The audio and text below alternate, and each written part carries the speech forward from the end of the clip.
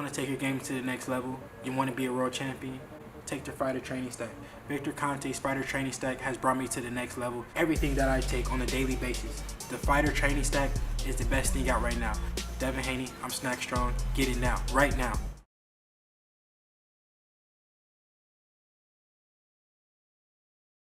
We've seen a ton of movies that portray promoters as shysters and sleazy, taking advantage of fighters. Is that I want to say stereotype? Is there truth to that? Is that just a gross exaggeration for fans that aren't really familiar with the inner workings of boxing? Let us know. As a kid, I grew up in Stereo City Boxing Club, which was at that time, one of the kind of places that had so many good fighters, amateurs, pros, really strong boxing community. And since you're a kid, you obviously hear things about promoters and about things happening. And, I think that with time, especially today, the business culture of boxing has really progressed. And, there really are no secrets. And everything is out in the open. There's the Muhammad Ali Act. That's, that people take advantage of, much more, I think, than before.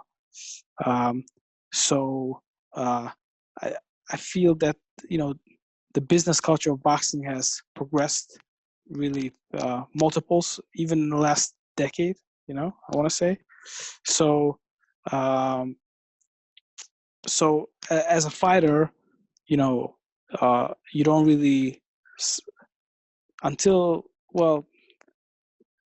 I'm talking about myself. As a fighter, at a certain stage, I didn't really have an understanding of how the business worked on a real money level, and I complained, and I, felt that, some things that were done to me were unjust, and sometimes they were, but most of the times they weren't.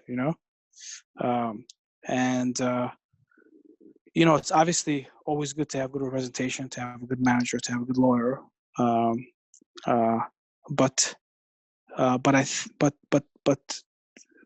the business of boxing is much more open and much more available for fighters and for their representatives to be able to find out everything that goes on. The other thing that I hear a lot too is that fight fixing, and I've told fans like, hey, dude, it's me personally, like I think it's very extremely hard to go and do that. I would imagine you hear that from fans all the, not all the time, but fans like, hey, that fight was fixed, da da da da da. Is it even possible to fix a fight now, given that there's so much out in the open? I've never ever had any one that I know,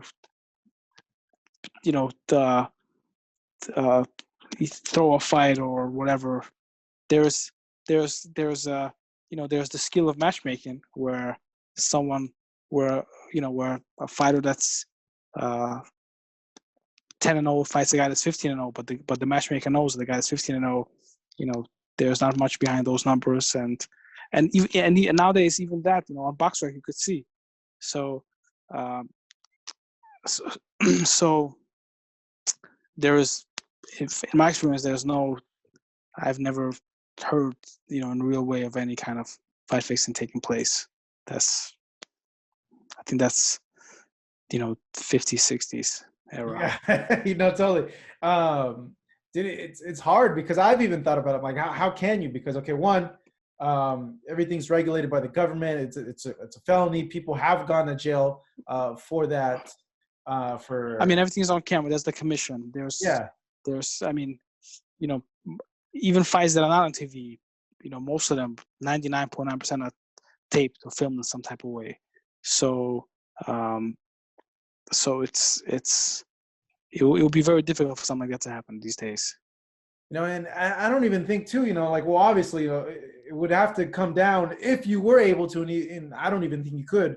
It would have to come down with the third party and the participant, or a third party and a judge.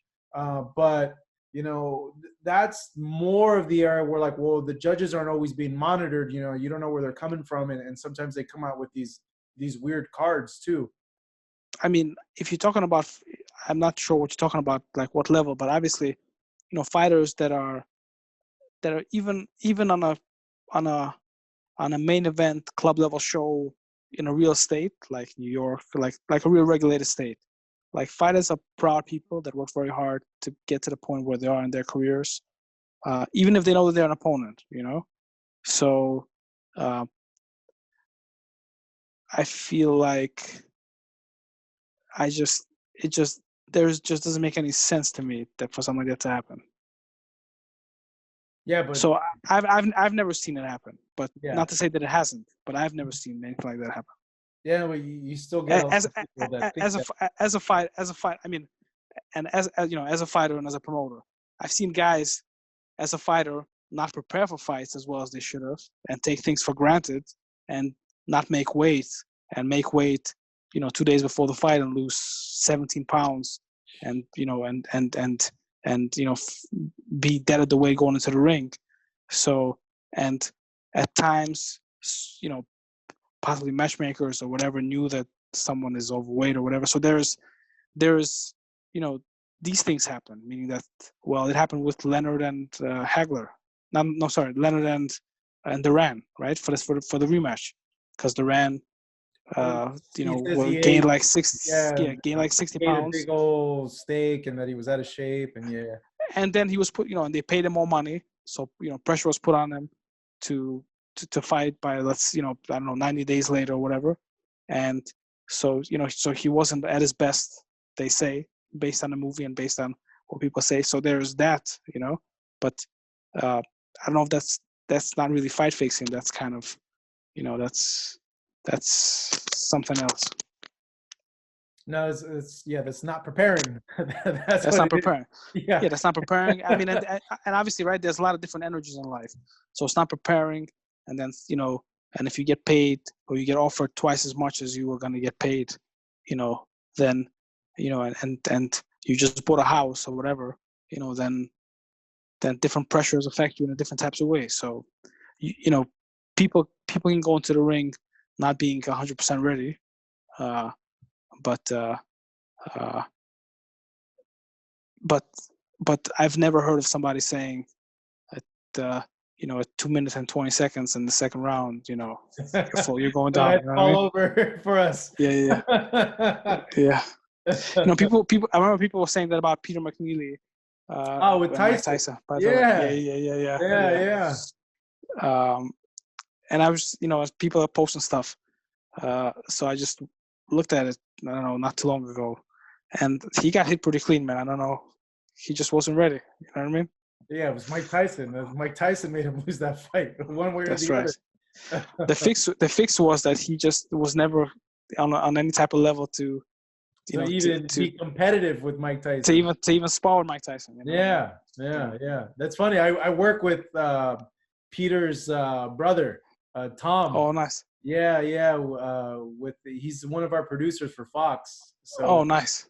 Yeah, it's interesting because he tells us stories around that fight week about how people were mistaking him as his brother, and there's a big news story that ran the day before the fight because he went to the club and they thought it was Peter going to the club. So there's a report that came out in Vegas that Peter McNeely goes to the club night before Mike Tyson fight, and he told me that that Nick Cage asked him to help him get into this club or whatever, and it's a great story, but it's just funny. He has a lot of stories. I mean, I always, being a fan of the sport for a long time, I always wonder kind of what happened to these guys, Mm-hmm. So I always wonder what happened to Peter McNeely. He tells me he's doing good. What is he doing with his life? Oh man, I'm not sure.